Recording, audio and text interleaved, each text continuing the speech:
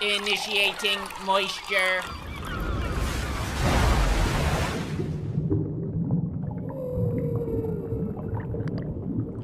Welcome to the Moist Meter. Today we're looking at 1917. I'll go ahead and get this out of the way now and confess a sin. I've been extremely tired of war movies for like a decade now. The only one I've liked really like quite a bit in the last decade was Dunkirk, but other than that, I felt like there's just not a whole lot more to do with war movies. It's kind of like war video games, you know.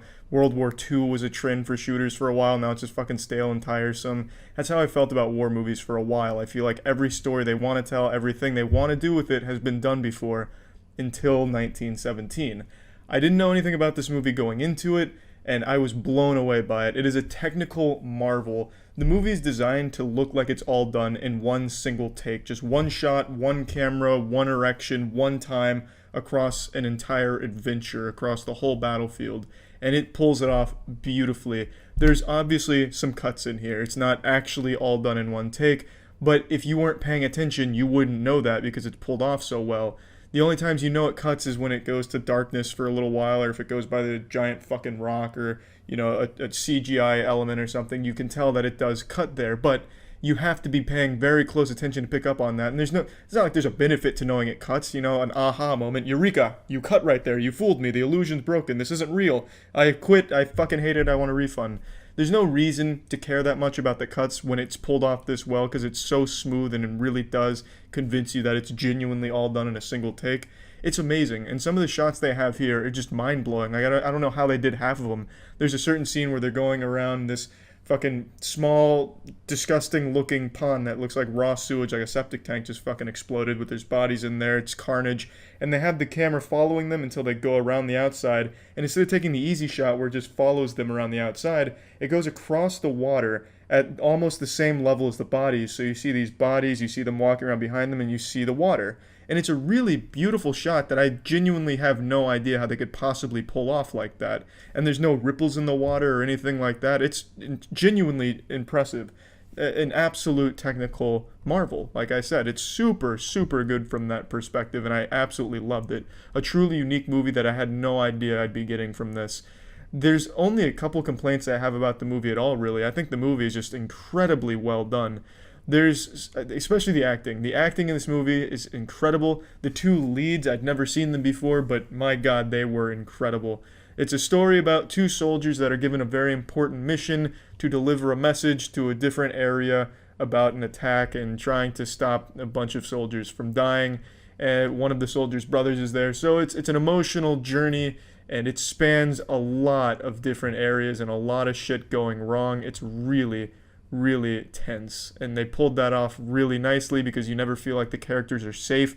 Even if they're walking through an open field, you feel like at any moment now the fucking Underminer from Incredibles is going to come up and just slaughter them or something, because they're in constant peril.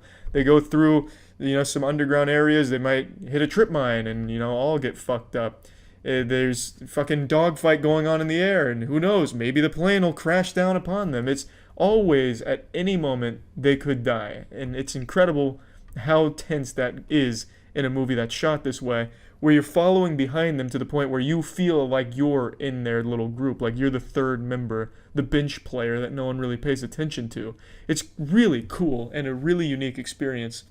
The only two complaints I have is there's a few cliches and slow scenes in this movie that I don't think contribute to anything at all. There's one part in particular that I didn't care for even a little bit.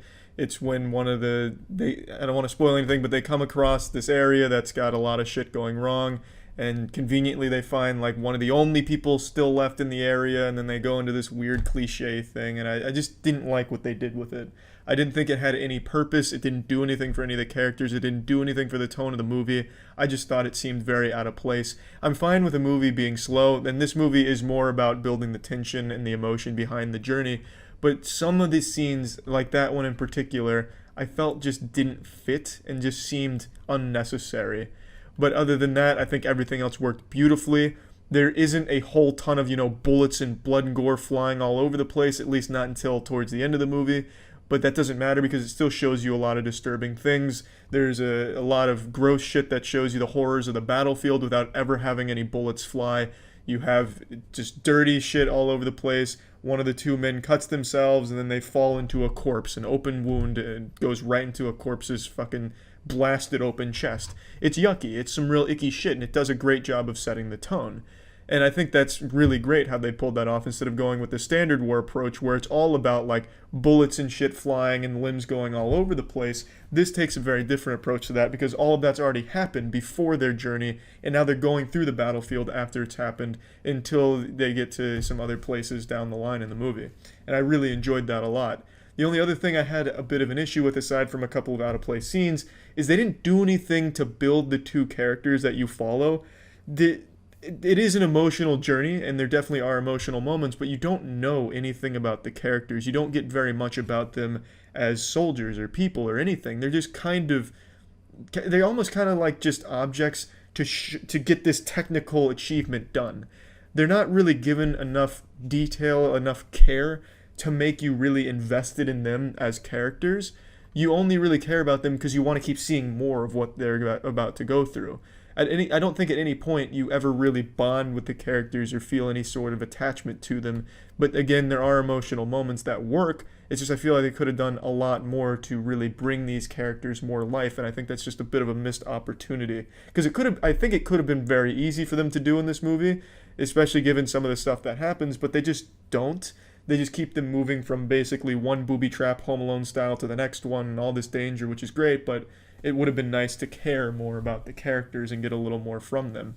But overall, I really think everything in this movie hits, and it hits fucking hard. It does a great job. They have this incredible soundtrack, this score that comes on, and this crescendo that builds, the tensions building, running through this fucking decrepit little area with flares going off. It's really a cinematic, technical masterpiece, and I really enjoyed it.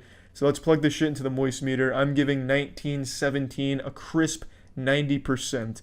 Also, I just did this whole fucking thing in one take. I usually do, but sometimes it takes more than one. I thought, in the spirit of 1917, to give a little nod to Sam Mendes and the crew, I'd do the whole moist meter in a single take. And hopefully, I swear I didn't cut on purpose. I got a phone call, which is why the video cut there. It wasn't a planned cut.